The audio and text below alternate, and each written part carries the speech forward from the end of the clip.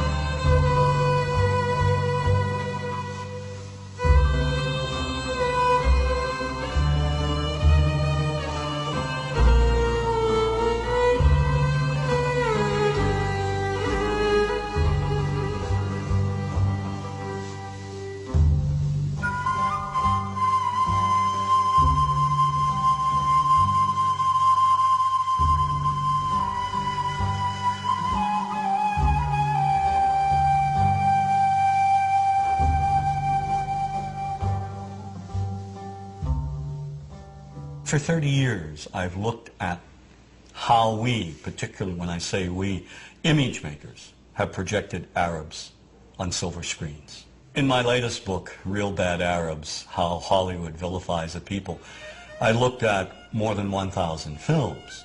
Films ranging from the earliest, most obscure days of Hollywood to today's biggest blockbusters.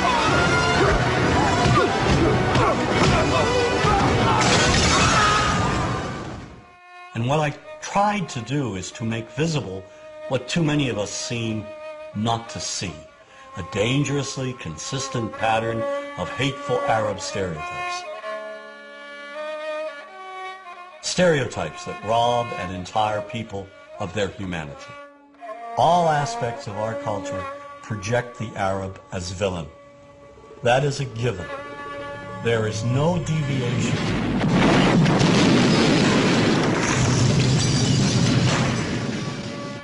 We have taken a few structured images and repeated them over and over again. You are hostages of the Holy Freedom Party. Whether one lives in Paducah, Kentucky or Wood River, Illinois, we know basically the same thing. Listen to the sound, Jesus, of our God. We know the mythology. The mythology, namely Hollywood's images of Arabs. We inherited the Arab image primarily from Europeans. In the early days, maybe 150 years, 200 years ago, the British and the French who traveled to the Middle East, and those who didn't travel to the Middle East, conjured up these images of the Arab as the Oriental other. The travel writers, the artists who fabricated these images and who were very successful, as a matter of fact. And these images were transmitted and inherited by us. We took them, we embellished them, and here they are. When you cross the mountains of the moon into our country, Mr. Tyrone, you will be stepping back 2,000 years. We have this fictional setting called Arabland, a mythical theme park. And in Arabland, you have the ominous music, you have the desert. We start with the desert, always the desert as a threatening place. We add an oasis, palm trees, a palace that has a torture chamber in the basement. The pasha sits there on his, posh cushions with harem maidens surrounding him. None of the harem maidens please him, so they abduct the blonde heroine from the West who doesn't want to be seduced. When we visit Arabland, we must be aware of the instant Alibaba kit. We have the property masters of Hollywood going around and they're cladding the women in see-through pantaloons, belly dancing outfits. They're giving the Arab villains scimitars, these long scimitars. We see people riding around on magic carpets, turban charmers programming snakes in and out of baskets. Yesteryear's Arab land is today's Arab land. You are late.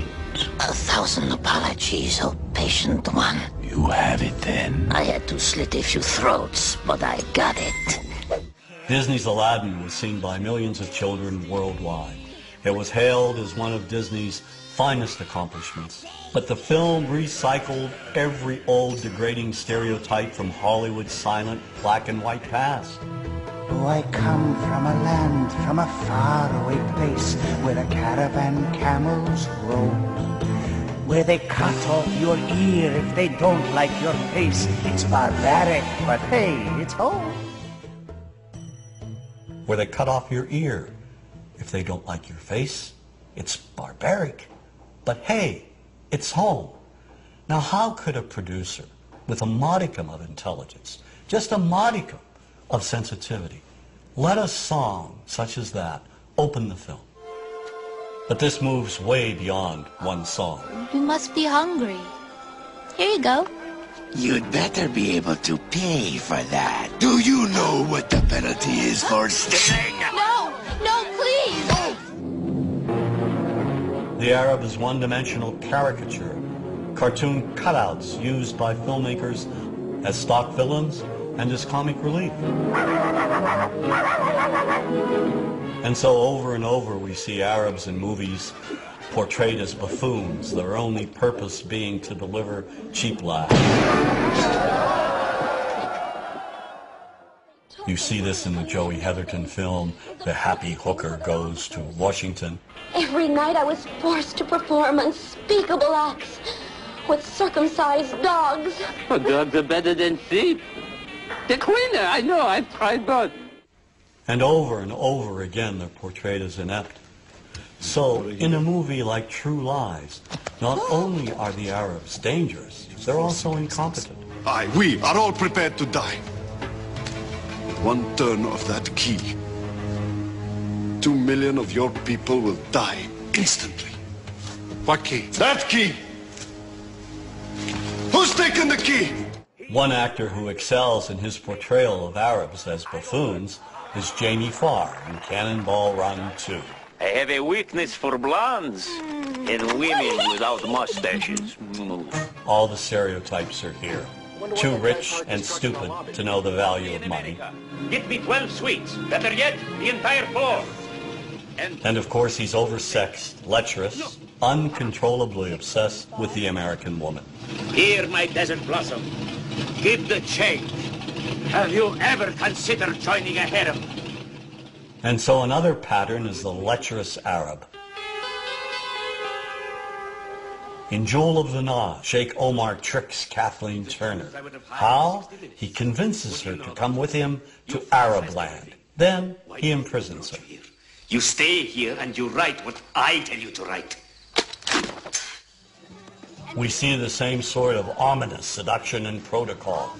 The entire plot revolves around an Arab emir's infatuation with the blonde, blue-eyed Goldie Hawn. In the Bond film, Never Say Never Again, Kim Basinger is abused by the most sleazy-looking Arabs imaginable. She's tied to a pole, stripped to her underwear, and auctioned off to primitive-looking Bedouins.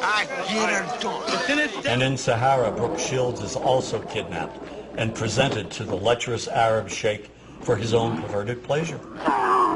Get away from me, you dirty thief! More than 300 movies, nearly 25% of all Hollywood movies that in one way or another demean Arabs contain gratuitous slurs, or they portray Arabs as being the butt of a cheap joke. We were going on a Mecca, see, and the plane is full of Arabs with these animals. Goats, sheep, chickens.